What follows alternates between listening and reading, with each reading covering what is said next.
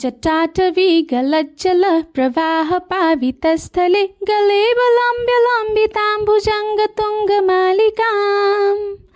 डमड्डमड्डमड्डमन्निनादबड्डमर्वयं चकार चण्डताण्डवं तनोतु नः शिवः शिवम्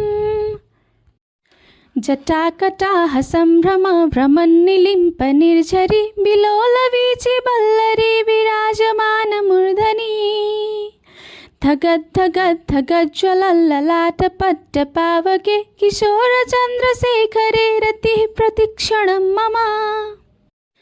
धराधरेन्द्रनन्दिनी विलासबन्धुबन्धुरस्फरद्दिगन्तसन्तति प्रमोदमानमानसे कृपाकटाक्षधोरणी निरुद्धदुर्धरापदि क्वचिद्दिगम्बरे मनो विनोदमेतु वस्तुनि जटाभुजङ्गपिङ्गलस्फुरत्फणामणिप्रभा कदम्बकुङ्कुमाद्रव प्रतीप्तदिग्वधूमुखे मदान्धसिन्धुरस्फुरत्वगुत्तरीयमेदुरे मनो विनोदमद्भुतं बिभर्तु भूतभर्तरि सहस्रलोचना प्रभृत्य शेखलेख शेखर स्प्रसूनधूलिधोरणी विधुसाराङ्घ्रिपीठभू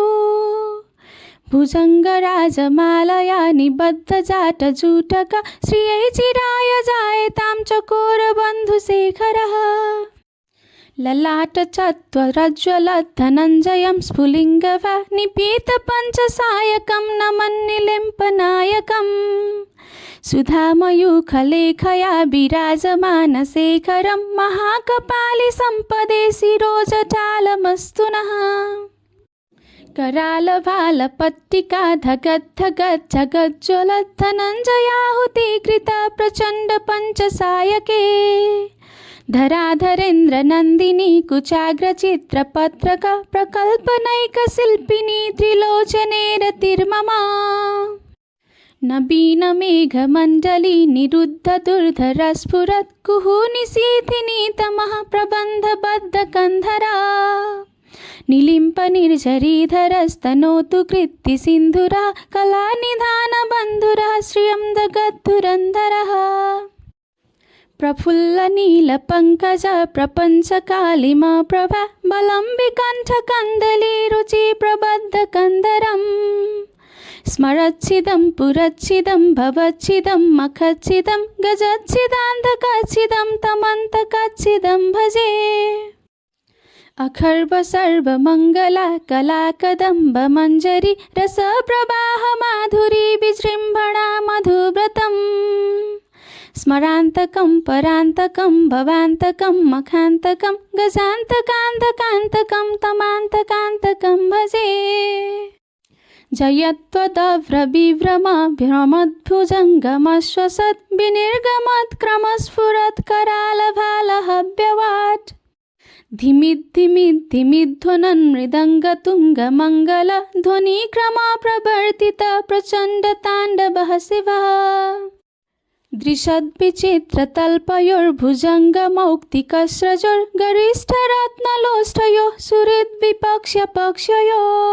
नारविन्दचक्षुषो प्रजामही महीन्द्रयो समं प्रवर्तयन्मनः कदा सदा शिवं भजे कदा निलिम्पनिर्झरी निकुञ्जकोटरे वसन् विमुक्तदुर्मती सदा शिरस्थमञ्जलिं वहन् विमुक्तलोललोचनो ललामभाललग्नकः शिवेति मन्त्रमुच्चारन् कदा सुखी भवाम्यहम् इदं हि नित्यमेव मुक्तमुत्तमोत्तमं स्तवं पठस्मरन् ध्रुवन्नरो विशुद्धमेति सन्ततम्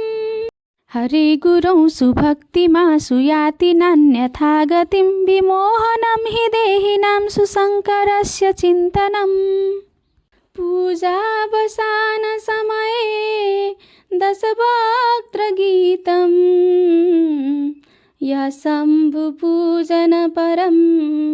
पठति प्रदोषे तस्य स्थिरां रथगजेन्द्र तुराङ्गयुक्ता लक्ष्मी सदैव सुमुखी प्रददाति शम्भु। ओम नमः शिवाय।